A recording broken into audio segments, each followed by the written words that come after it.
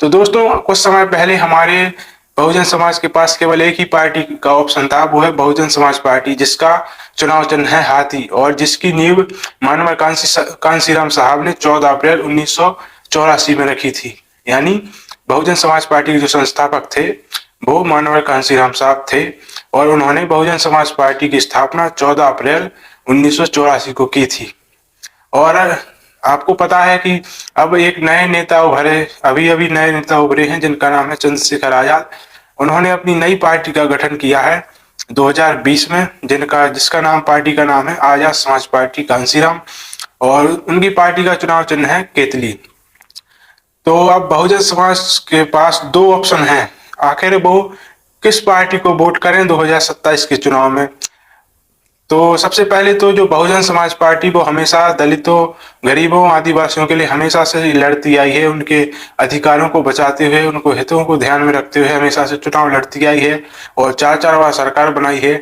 और अभी जो नई पार्टी है उसका नाम है आजाद समाज पार्टी। आप इन दोनों को 2027 के चुनाव में क्या एक होकर चुनाव लड़ना चाहिए या अलग अलग चुनाव अगर ये लड़ते हैं तो समाज का नुकसान होगा या नहीं होगा, इस बारे में जानने के लिए आप वीडियो के अंत तक देखते रहे।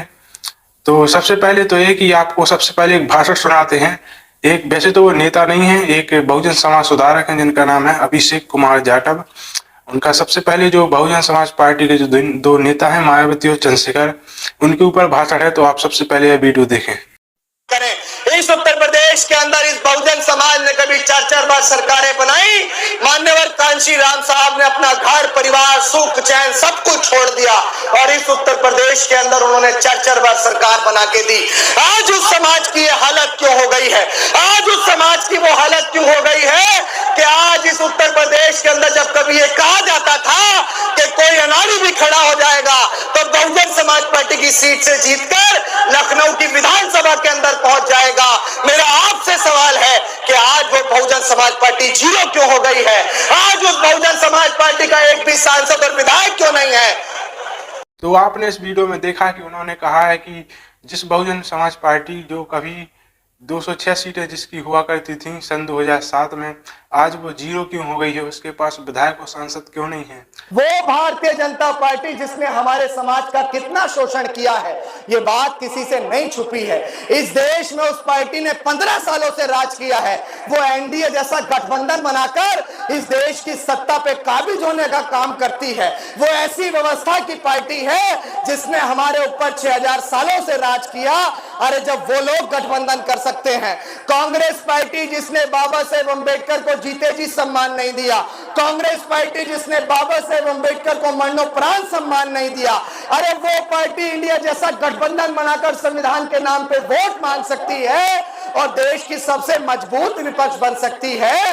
तो आप सबके माध्यम से क्या मुझे अपने नेताओं से यह सवाल नहीं पूछना चाहिए कि जब दुश्मन एकजुट हो सकता है तो जब आपकी उन्नति प्रगति का मार्ग की राजनीति है तो आप लोग अम्बेडकरवादियों का एक गठबंधन क्यों नहीं बनाते हो? तो आप लोग इस देश में शासक जमात बनने के लिए गठबंधन क्यों नहीं बनाते हो? और जो नए नेता उभरे हैं आजाद समाज पार्टी के चंद्रशेखर आजाद, इन दोनों को एक होकर चुनाव लड़ना चाहिए, इस बारे में भी उन्होंने कहा है। और इसके साथ साथ कहा है कि जब भारतीय जनता पार्टी एनडीए जैसा गठबंधन बनाकर इस देश की सत्ता पर 15 सालों से राज कर सकती है। इसके साथ साथ उन्होंने कहा है कि कांग्रेस पार्टी जिसने बाबा साहब अम्बेडकर को ना जीते जी सम्मान दिया और ना उनके मरणोपरांत सम्मान दिया, फिर भी वह संविधान के नाम पर वोट मांगकर इस देश की सबसे मजबूत विपक्ष बन सकती है।